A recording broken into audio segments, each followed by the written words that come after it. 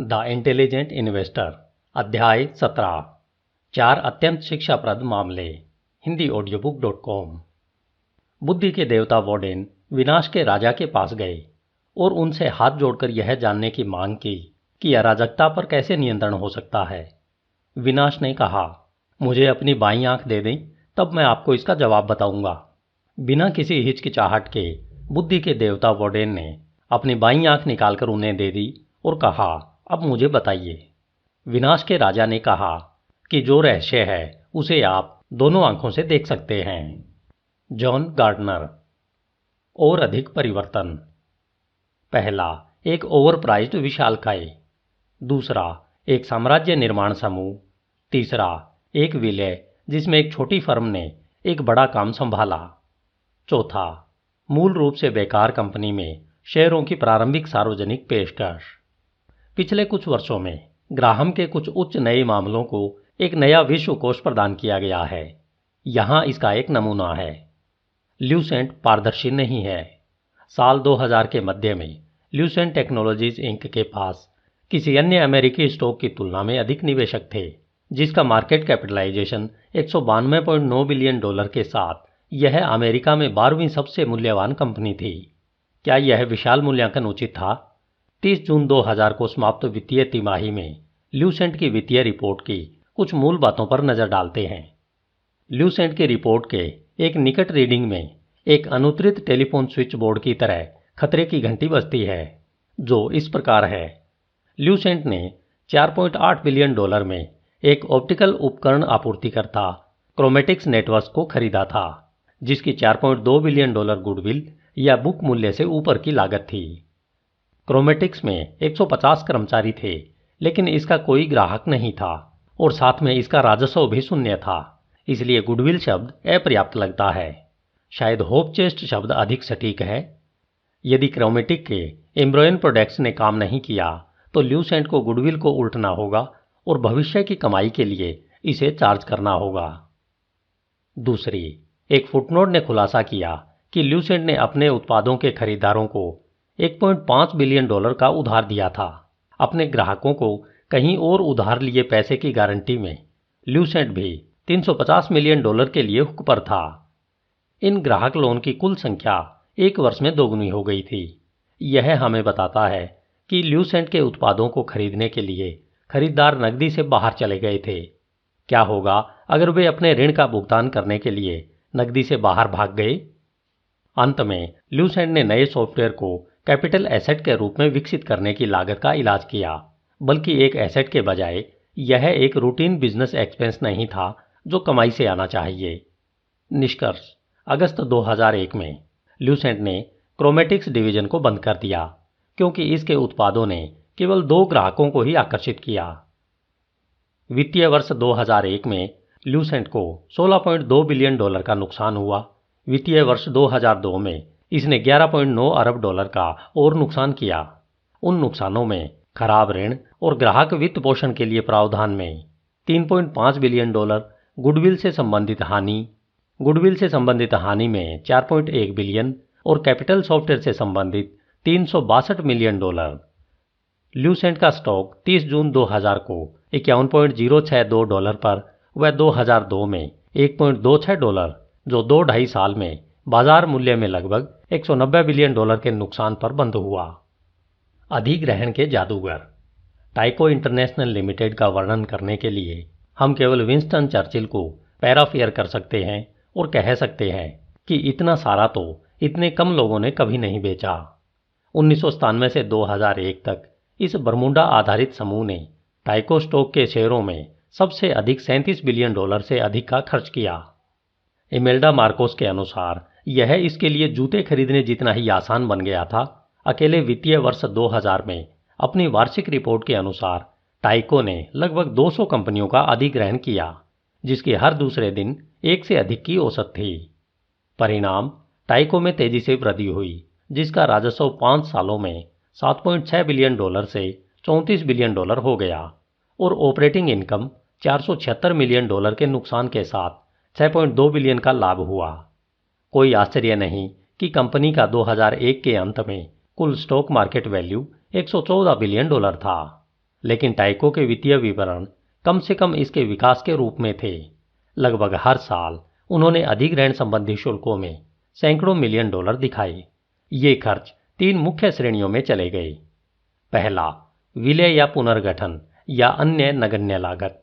दूसरा, लंबे समय तक संपत्ति की हानि के लिए शुल्क। और तीसरा, खरीद प्रक्रिया अनुसंधान और विकास में राइट ऑफ। संक्षिप्त में इन्होंने पहले तो मूर्खों की तरह प्रभार का उल्लेख किया, दूसरा चिल्ला के रूप में और तीसरा वॉपिपरेड के रूप में। आइए जानते हैं कि ये समय के साथ कैसे दिखे। जैसा कि आप देख सकते हैं, मारन शुल्क, जो कि गैर अनुमानित माना जाता है, 5 वर्षों में से 4 में दिखाया गया, जो कुल मिलाकर $2.5 बिलियन था। चिल्ला ने कालानुक्रमिक रूप से वृद्धि करके $700 मिलियन से अधिक की राशि प्राप्त की। वूपीपरेड से एक और $0.5 बिलियन आया। अब बुद्धिमान निवेशक पूछेगा, यदि टाइको की वृद्धि दर अधिग्रहण की रणनीति इतनी साफ सुथरी थी, तो यह कैसे हुआ कि एक साल में औसतन $750 मिलियन खर्च करने पड़े? पहला, अगर जैसा कि स्पष्ट है, टाइको चीजों को बनाने का व्यवसाय नहीं करता था, बल्कि अन्य कंपनियों को खरीदने का व्यवसाय करता था जो चीजें बनाती है, तो इसके मॉरन पर नॉन क्रीकिंग का आरोप क्यों लगाया गया? क्या वे व्यवसाय करने की टाइको की सामान्य लागतों का हिस्सा नहीं थे? दूसरा, और हर साल की कमाई को जोड़ते हुए पिछले अधिग्रहणों के लिए लेखांकन शुल्क के साथ कौन बता सकता है कि अगले साल क्या होगा? वास्तव में एक निवेशक यह भी नहीं बता सकता कि टाइको की पिछली कमाई क्या थी। 1999 में अमेरिकी प्रतिभूति और विनिमय आयोग द्वारा एक लेखा समीक्षा के बाद टाइको ने 1998 के खर्चों में $257 मिलियन को मोरन शुल्कों से जोड़ दिया, जिसका अर्थ है कि उन गैर बकाया लागतों की वास्तव में उस वर्ष भी पुनरावृत्ति हुई थी। उसी समय कंपनी ने अपने मूल रूप से 1999 के कामों को फिर से शुरू कर दिया, जिससे मोरन $929 मिलियन तक गिर गया, जबकि चिला $507 मिलियन तक पहुंच गया था। टाइको स्पष्ट रूप से आकार में बढ़ रहा था, लेकिन क्या यह अधिक लाभदायक था? यह बात कोई बाहरी व्यक्ति सुरक्षित रूप से नहीं बता सकता था। निष्कर्ष, वित्तीय वर्ष 2002 में टाइको को $9.4 बिलियन का नुकसान हुआ। स्टॉक, जो वर्ष 2001 के अंत में $58.90 पर बंद हुआ था, 2002 में $17.08 पर लुढ़क गया, जो 12 महीनों में 71% की स्पष्ट हानि थी। स्वावलंबी नाबालिग। 10 जनवरी 2000 को अमेरिका ऑनलाइन इंक और टाइम वार्नर इंक ने घोषणा की कि वे शुरू में $156 बिलियन के मूल्य वाले सौदे में विलय करेंगे। 31 दिसंबर 1999 तक एओएल के पास संपत्ति में $10.3 बिलियन थे और पिछले 12 महीनों में इसका राजस्व $5.7 बिलियन था। दूसरी ओर टाइम वार्नर के पास संपत्ति $51.2 बिलियन और राजस्व $27.3 बिलियन था।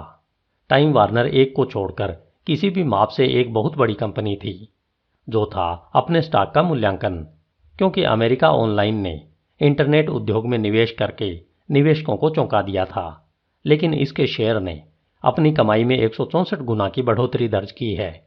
टाइम वार्नर के स्टॉक केबल टीवी, फिल्में, संगीत और पत्रिकाओं का लगभग 50 गुना कमाई के साथ बेचा गया।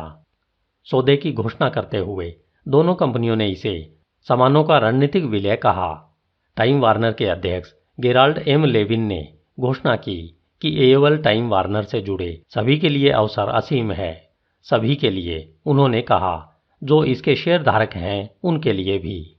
उन्मादीपूर्ण तरीके से उनके स्टॉक को अंततः इंटरनेट डार्लिंग का कैच मिल सकता था। इसके लिए टाइम वार्नर के शेयर धारकों ने इस सौदे को भारी मंजूरी दी थी, लेकिन उन्होंने कुछ बातों की अनदेखी की है, जो ये है। पहली, यह बराबरी का विलय अमेरिका ऑनलाइन के शेयर धारकों को संयुक्त कंपनी का 55% देने के लिए डिजाइन किया गया था, भले ही टाइम वार्नर 5 साल बड़ा था। दूसरा, 3 साल में दूसरी बार अमेरिकी प्रतिभूति और विनिमय आयोग जांच कर रहा था कि क्या अमेरिका ऑनलाइन विपणन लागतों के लिए अनुचित रूप से जिम्मेदार है। तीसरा, अमेरिका ऑनलाइन की कुल संपत्ति का लगभग आधा, यानी $4.9 बिलियन का उपलब्ध सेल फॉर इक्विटी प्रतिभूतियों से बना था। यदि सार्वजनिक रूप से कारोबार करने वाले टेक्नोलॉजी शेयरों की कीमतें गिर गई, तो इससे कंपनी के परिसंपत्ति आधार का बहुत अधिक नुकसान हो सकता है। निष्कर्ष, 11 जनवरी 2001 को दोनों कंपनियों ने अपने विलय को अंतिम रूप दिया। एओएल टाइम वार्नर इंक ने 2001 में $4.9 बिलियन खो दिए और एक निगम द्वारा दर्ज किए गए अब तक के सबसे घिनौने नुकसान में शामिल 2002 में एक और $98.7 बिलियन का नुकसान हुआ। अधिकांश नुकसान अमेरिका ऑनलाइन के मूल्य को लिखने से हुआ। 2002 के अंत तक जिन शेयर धारकों के लिए लेविन ने असीमित अवसरों की भविष्यवाणी की थी, उनके पास अपने शेयरों के मूल्य में लगभग 80% नुकसान दिखाने के अलावा कुछ नहीं था। क्या आप किंडरगार्टन में निवेश कर सकते हैं? 20 मई 1999 को ई टॉयज इंक ने अपने स्टॉक का 8% हिस्सा जनता को बेच दिया। वॉल स्ट्रीट के सबसे प्रतिष्ठित निवेश बैंकों में से 4 गोल्डमैन सैक्स and company, BancBoston Robertson Stephens, Donaldson, Lufkin और जेनरेट और मैरिल लिंच एंड कंपनी, जो $20 पर $83,20,000 के शेयरों से $20 पर $83,20,000 के शेयरों से कम है। कारोबार के पहले दिन में $76.5625 पर 282.8% की बढ़त के साथ स्टॉक तेजी से बढ़ा। उस कीमत पर ई टॉयज का बाजार मूल्य $7.8 बिलियन था। उस कीमत के लिए खरीदारों को किस तरह का व्यवसाय मिला? पिछले वर्ष में ई टॉयज की बिक्री में 4261% की वृद्धि हुई और इसने अकेले पिछली तिमाही में 75,000 ग्राहक नए जोड़े। लेकिन अपने 20 महीनों के कारोबार में ई टॉयज ने कुल $30.6 मिलियन की बिक्री की थी, जिस पर उसने $30.8 मिलियन का शुद्ध घाटा दिखाया था, जिसका अर्थ था हर डॉलर के खिलौने को बेचने के लिए $2 खर्च कर रहा था।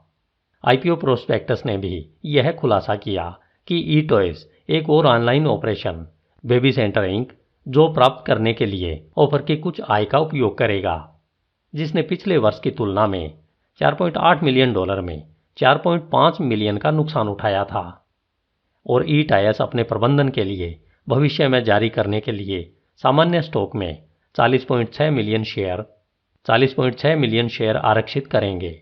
इसलिए अगर ई टॉयज ने अभी पैसा कमाया है तो उसकी शुद्ध आय को 102 मिलियन शेयरों के बीच नहीं बल्कि 143 मिलियन के बीच विभाजित करना होगा, जो भविष्य की कमाई को प्रति 1/3 से कम करके करना होगा। टॉयज आर के साथ ई टॉयज की तुलना चौंकाने वाला है। पूर्ववर्ती 3 महीनों में टॉयज आय ने शुद्ध आय में $27 मिलियन कमाए थे और एक पूरे वर्ष में ई टॉयज की तुलना में 70 गुना अधिक माल बेचा था।